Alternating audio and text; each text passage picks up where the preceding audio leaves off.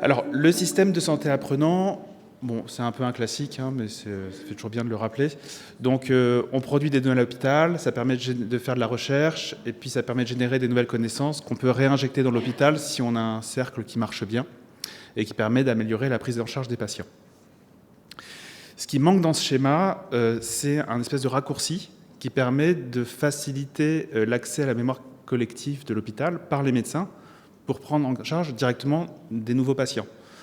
Souvent, les médecins, c'est un peu les laisser pour compte quand il s'agit de réutiliser les données de l'hôpital. Ils n'ont que le DPI, et c'est un peu comme s'ils avaient, si vous aviez accès à Internet, mais que vous n'aviez pas Google, vous êtes obligé de connaître l'URL précise pour aller sur n'importe quel site web. Alors, ce qu'ils font, c'est qu'ils ont leur propre fichier Excel avec leur fil actif de patients. Alors, c'est des fichiers Excel qui ont une existence réglementaire tout à fait douteuse. Et au mieux, ils ont des registres de données structurés, plus ou moins bien remplis, qui coûtent extrêmement cher à mettre en œuvre. L'idée que je veux faire passer, alors pourquoi c'est compliqué à mettre tout ça en œuvre, c'est qu'on l'a déjà vu, hein, les données dans un hôpital sont extrêmement hétérogènes, extrêmement cloisonnées, avec des volumes très différents, complexité d'accéder aux données, et donc on met en place des entrepôts de données pour les intégrer. Avec en plus la complexité supplémentaire, c'est que la plupart des données sont dans le texte libre. Une étude de 2020 avec Antoine Neuraz où on montrait que toutes les comorbidités qu'on associait au Covid, on les retrouvait dans 80% des cas uniquement dans le texte libre et pas dans les données structurées. Donc l'idée, c'est de faire des entrepôts de données de santé dans l'hôpital qui intègrent toutes les données et entre autres les données non structurées, les données textuelles, les comptes rendus d'hospitalisation, de consultation, d'imagerie, etc., qui va permettre aux médecins déjà de se réapproprier ses propres données pour pouvoir faire des tests de faisabilité, des tests d'hypothèse, un peu sentir les données avant de les structurer, avant de pouvoir les exploiter. On pourrait imaginer de faire des EDS aussi, qui sont les registres. Alors maintenant, d'un point de vue CNIL, les registres sont des entrepôts de données, mais on pourrait imaginer aussi de faire ces registres de données brutes. C'est-à-dire qu'on intègre au niveau de la filière maladie rare, au niveau d'une maladie, toutes les données du patient, compte rendu, données biologiques, etc., et avec des outils qui vont permettre de fouiller, tester, sentir les données. Une fois qu'on a une question scientifique, on va pouvoir faire une base de données structurée qu'on va pouvoir ensuite valoriser avec des publications dans le cadre de la recherche. Et on va pouvoir faire remonter éventuellement les données structurées dans l'entrepôt de données sales, de données brutes, avec les données structurées sur lesquelles on va pouvoir capitaliser. Et ma présentation, je vais l'axer un peu sur ces entrepôts de données brutes, voir ce qu'on peut faire avec, sans les avoir structurés au préalable, et quelle expérience on peut tirer de ces données. Avec évidemment l'idée de restructurer les données une fois qu'on a une question scientifique claire auquel on veut répondre. Alors, l'idée, c'est vraiment de faire un entrepôt de données ou un registre qui va permettre d'accéder à des données de manière un peu intelligente, rapide, pour les médecins, des data scientists, à accéder à cette mémoire collective et pouvoir, pourquoi pas, intégrer des outils d'aide à la décision à terme. Alors, je vais développer 3 cas d'usage. Le premier, c'est un moteur de recherche, le basique. Alors, ça va répondre déjà à 80% des cas d'usage. Juste retrouver des patients, tester des hypothèses. Pouvoir faire de la fouille de données, l'extraction de données, avec un exemple de phénotypage automatique. Et ensuite, il y a le 3e cas d'usage qui est un peu orienté autour du dossier d'un patient. Qu'est-ce qu'on peut faire avec un seul patient dans ce type d'entrepôt de données? Donc, les objectifs, c'est intégrer les données brutes et les rendre exploitables. Donc, pas de ressaisie. Donc, on limite la ressaisie de données absolument. On fait gagner du temps à tout le monde. Et comment on peut transformer les données du patient pour les rendre computationnelles et accélérer la réutilisation. Donc, pour ça, on a conçu l'entrepôt de données Dr Warehouse. Donc, le premier cas d'usage, c'est le moteur de recherche. Moteur de recherche multimodal. Alors, multimodal, c'est pour faire chic, mais en gros, ça permet de fouiller dans le texte libre, dans les données structurées, biologie, PMSI, démographie, sur les mouvements des patients. Donne-moi tous les patients qui sont venus 4 fois aux urgences l'année dernière, qui ont été 5 fois en ophtalmo cette année, etc. Et des données temporelles. L'idée, ça va te permettre d'accélérer le recrutement des patients dans les études, de tester ces hypothèses, de créer des cohortes, mais ça va être utilisé aussi en RCP. J'ai un patient un peu bizarre, je vais regarder dans l'entrepôt s'il n'y a pas un patient qui est venu il y a 5 ou 10 ans, qui avait les mêmes profils, qui a eu le même traitement, ou etc. Alors pour faire ça, c'est pas si simple en réalité, parce qu'il a fallu gérer tous les problèmes liés au traitement automatique du langage, parce que quand on recherche, donne-moi tous les patients qui ont insuffisance rénale, je vais retrouver les patients pour lesquels le patient n'a pas d'insuffisance rénale, ou la maman a une insuffisance rénale. Donc il a fallu développer des algorithmes de traitement automatique du langage pour détecter les négations et les antécédents familiaux. Donc on a développé des algos de deep learning. Pour traiter ça, on a profité pour développer des algorithmes aussi qui permettent d'extraire automatiquement tous les phénotypes de manière normalisée avec HPO et d'autres thésaurus. On travaille aussi en parallèle, j'en profite pour le placer, sur les photos des patients, parce qu'on sait que les comptes rendus génétiques ne rentrent pas dans l'intégralité de la description du patient, et ils préfèrent documenter en fait le patient avec des photographies. Donc l'idée, c'est de pouvoir récupérer ces codes HPO, ou en tout cas les informations descriptives des patients à partir des photographies. Et on travaille aussi sur les séries temporelles. Pour la négation et les antécédents familiaux, on a vu qu'avec nos algorithmes, on améliorait par rapport à la baseline qui était un papier de 2017. On est passé sur des méthodes de deep learning, on est passé de 85 à 95% d'amélioration du score, de 41 à 87. Donc on a fait ce travail de transformation de la donnée qui reste brute. Elle va rester brute après la détection et la négation des antécédents familiaux, parce qu'on fait juste taguer dans le texte ce qui va être une négation, un antécédent familial ou une hypothèse. On ne fait pas de transformation complète de la donnée. Donc on va pouvoir rechercher des choses qui n'existent dans aucun thésaurus. On a fait ce travail sur 880 000 dossiers patients à Necker, qui contient à peu près 10 millions de comptes rendus hospitaliers. Et ça provenait d'une trentaine de sources de données différentes.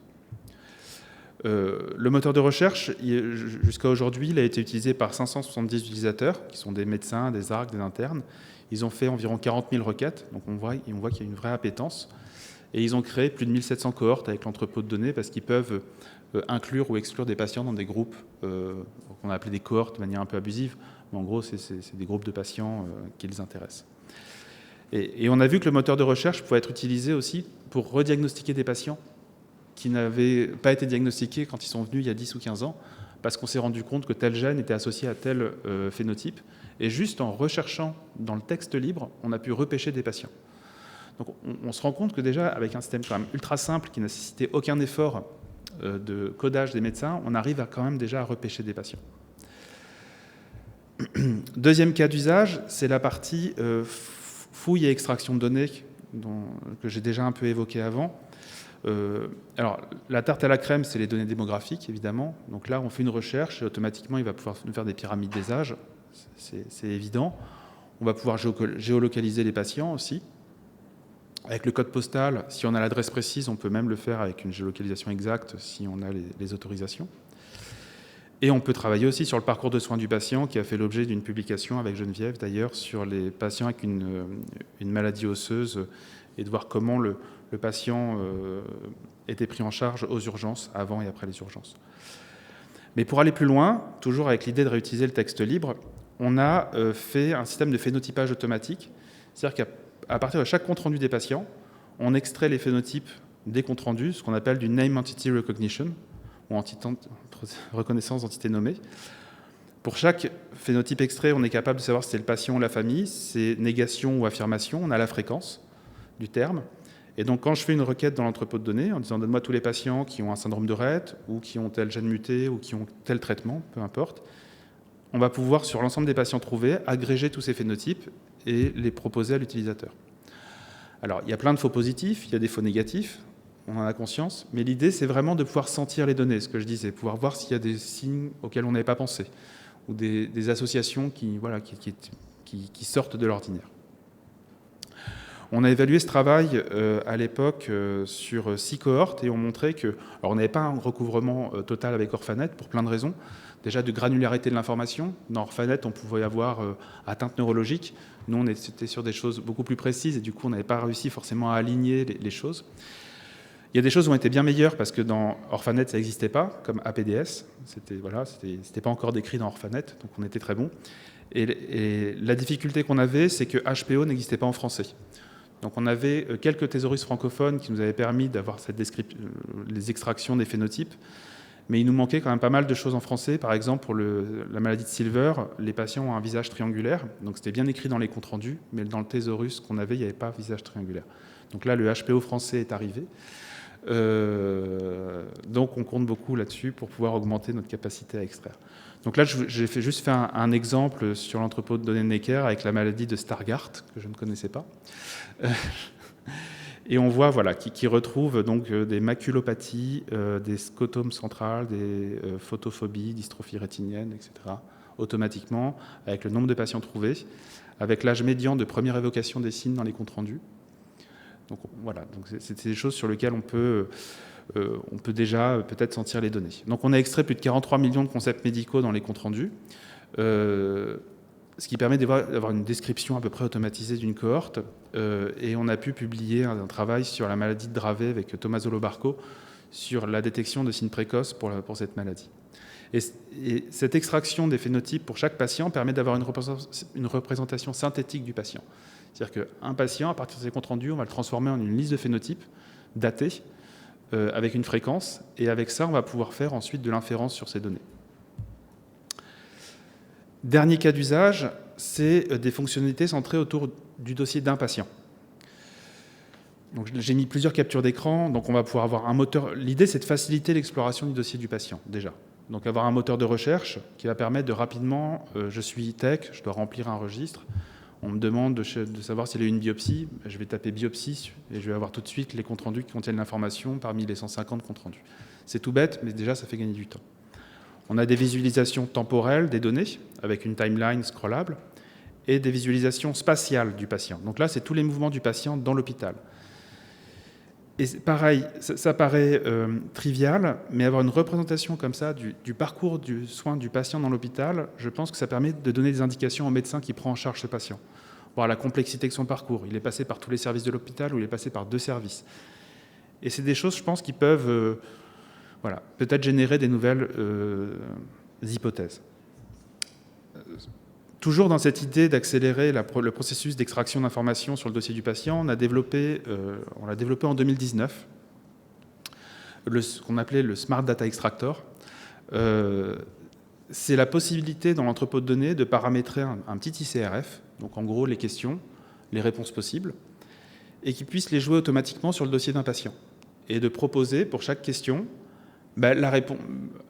une réponse, et surtout à quel endroit est la réponse dans les comptes rendus.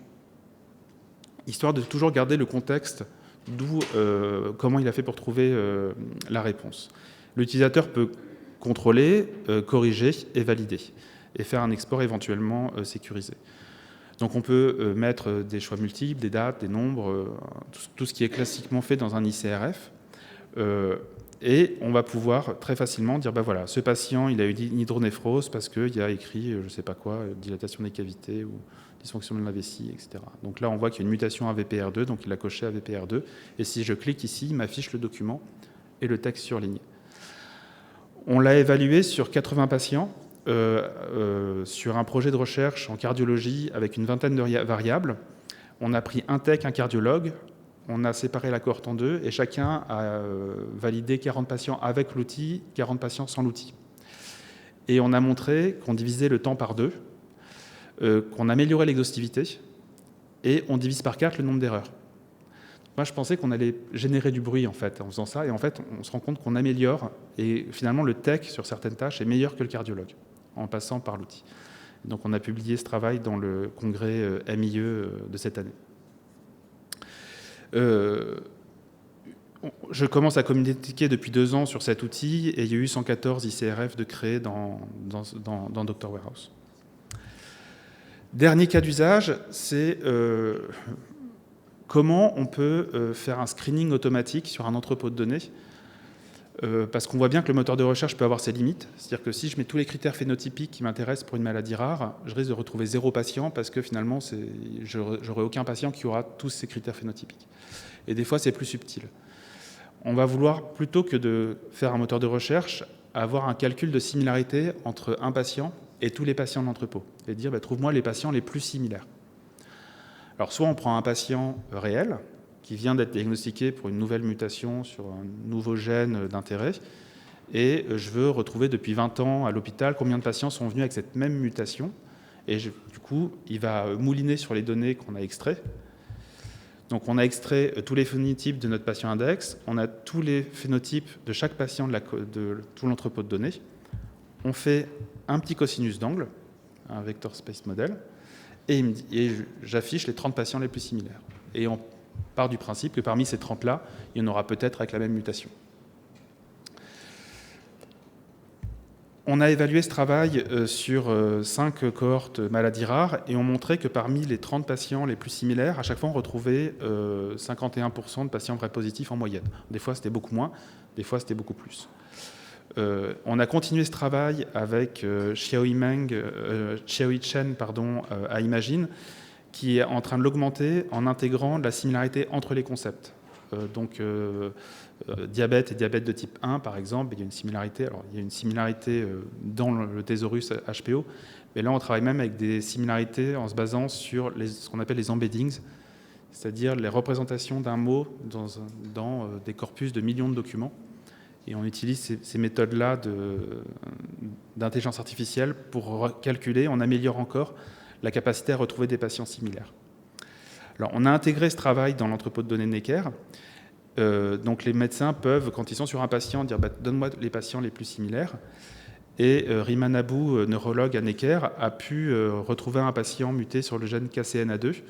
Donc elle avait deux patients déjà connus, qui sont là. Et le troisième patient, c'est le patient A, qui est revenu comme patient similaire de ces patients, qui étaient non diagnostiqués et qu'ils ont pu repêcher comme ça dans l'entrepôt. Et ça a fait l'objet d'un papier dans Genetics in Medicine. Donc, pour résumer, on a un entrepôt de données avec toutes les données sur lequel on fait du traitement automatique du langage pour faciliter la gestion des négations des antécédents familiaux. Et on va pouvoir utiliser toutes ces informations-là pour avoir une description automatique, naturelle, avec plein de bruit et plein d'erreurs, mais qui permettent de sentir les données. On va pouvoir essayer d'aider à alimenter des registres structurés, des bases de données structurées, pour faire des publications scientifiques. Et on va pouvoir faire de l'aide au screening de patients par des méthodes de similarité. Donc, on a publié le travail de Dr. Warhouse de manière globale en 2017, qui a fait l'objet d'une spin-off que j'évoquais tout au début avec mes liens d'intérêt, qui est en train, du coup, qui l'a redéveloppé, qui est en train de le diffuser, donc ils vivent leur propre vie maintenant. Et je voulais juste finir avec le projet ANR, entrepôt de données de la campagne 2022, qui s'appelle CDEAI, donc qui est coordonné par Guillaume Assier et Anne-Sophie Jeannot, où l'idée, c'est on reprend l'idée du Spark Data Extractor, mais on va aller beaucoup plus loin dans les méthodes qu'on va mettre en œuvre pour restructurer les données de manière semi-automatique. Donc l'idée, c'est déjà de proposer un outil qui permette d'alimenter de manière semi-automatique la BNDMR, la BAMARA. Donc vous mettrez vos comptes rendus, et automatiquement, il va remplir les cases et vous pourrez corriger les choses. Premier cas d'usage. Deuxième cas d'usage, c'est faire la même chose, mais sur une base de données, sur un projet de recherche spécifique, sur les complications des glucocorticoïdes. Je ne vais pas rentrer dans le détail, mais l'idée, c'est de faire la même chose, de pouvoir proposer un système de pré-remplissage de cette base de données structurée. Alors, il y a un consortium multidisciplinaire dans le cadre de cet ANR avec tous ses partenaires, plusieurs filières, Firando, FI2R, Filnemus, des hôpitaux, et l'Université de Paris, la PHP et la BNDMR. Pour la partie dataset, Institut Imagine, donc équipe très pluridisciplinaire, et puis plein de travaux avec les centres de référence, les filières maladies rares, la BNDMR, France Cohorte maintenant, à qui je souhaite un bon voyage et un bon retour. Et c'est tout pour moi.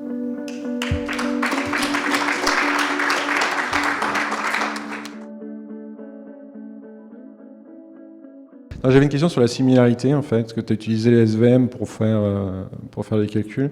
Est-ce que le système peut apprendre ou est-ce que tu vas le faire apprendre? C'est-à-dire qu'au fur et à mesure que tu déclasses tes patients, tu dis non, celui-là, il ne l'est pas, il l'est, etc. Est-ce que tu pourrais intégrer un système qui permettrait d'expliquer pourquoi il ne l'est pas et du coup ne pas refaire l'erreur le coup d'après? Alors, dans le cadre des projets sur les ciliopathies du silico, En parallèle de l'approche par similarité, on est en train d'avoir des approches par random forest, enfin par des méthodes de machine learning. Et donc là, il pourrait y avoir un système de renforcement, effectivement. Là, l'avantage de la similarité, c'est qu'on peut le faire qu'avec un seul patient, en fait. Il n'y a pas d'apprentissage. Enfin, tu vois, Et l'idée, c'est même de créer des faux patients. D'aller jusqu'à... Donc là, on est en train d'avoir d'autres projets avec des labos pharma qui sont intéressés pour essayer de retrouver des patients en errance diagnostique.